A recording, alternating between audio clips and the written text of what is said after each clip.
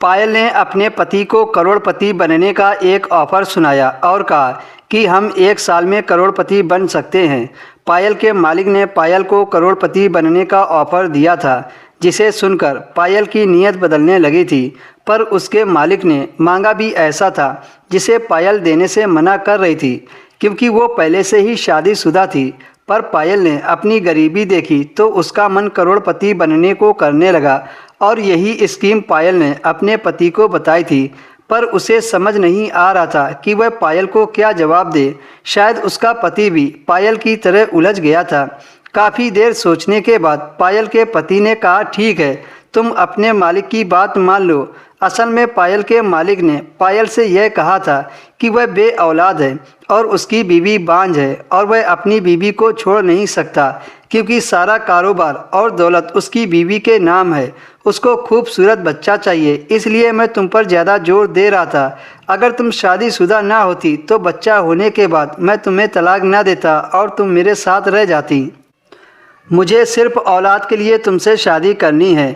जैसे ही मेरी औलाद हो जाएगी तो मैं तुम्हें तलाक दे दूंगा और तलाक होते ही तुम्हारा पति फिर से तुमसे शादी कर लेगा। 1 करोड़ अच्छी खासी रकम होती है, जिससे मियाँ बीवी की हालत बेहतर हो जाएगी। पायल के पति ने हामी भर दी तो पायल ने अगले दिन अपने मालिक को पति की रजामंदी दे दी।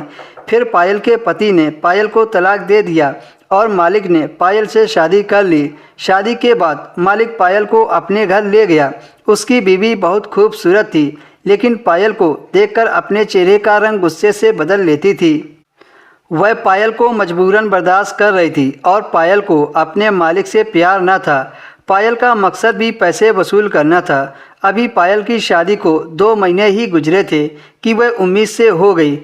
इस बात से मालिक बहुत खुश था, पर पायल को इतनी खुशी नहीं थी। उसका मालिक पायल का पहले से भी ज़्यादा ख्याल रखने लगा और उसकी बीवी भी बहुत खुश थी। वह पायल के खाने पीने का ख्याल रखने लगी।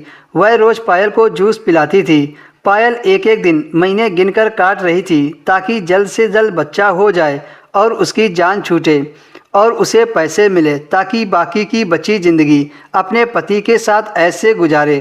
पायल जब भी अपने पति को फ़ोन करती तो वह बेहद उदास सा हो जाता था और कहता कि मैंने तुमसे कह तो दिया था, पर मेरे से यह बर्दाश्त नहीं हो रहा है। पायल को भी एहसास हो रहा था कि यह कोई मामूली बात नहीं है। फिर पायल ने अपने पति से कहा, क्यों अपना दिल हल्का कर रहे हो? बस कुछ महीने की बात बची है। जैसे ही बच्चा होगा मालिक मुझे तलाक दे देंगे और फिर मैं तुमसे शादी कर लूँगी और हमारी ज़िंदगी की तमाम तकलीफ़ें दूर हो जाएंगी। हम बहुत खूबसूरत सा घर खरीदेंगे जिसमें हर ऐशो आराम हो, गाड़ी लेंगे, घूमेंगे फिरेंगे। पायल की ऐसी बातों से वह फ़ोन काट देता था। धीरे धीरे पायल का इंतज़ार खत्म हुआ और एक दिन उसने एक बेटे को जन्म दिया। बच्चा होते ही पायल ने अपने मालिक के बच्चे को मालिक के हवाले कर दिया और अपने पति के पास चली गई। लेकिन दरवाज़ा खटखटाते खटखटाते पायल के हाथ थक गए, पर उसके पति ने दरवाज़ा नहीं खोला। फिर पायल ने दरवाज़ा तोड़ दिया तो देखा पायल का पति मरा पड़ा था। शायद वह ये गम बर्दाश्त नहीं कर पाए थे। अब पायल बेसहारा हो गई थी। अब 1 करोड़ रुपए भी पायल के लिए बेकार थे। जिसके लिए उसने यह सब किया वह ही इस दुनिया में नहीं था।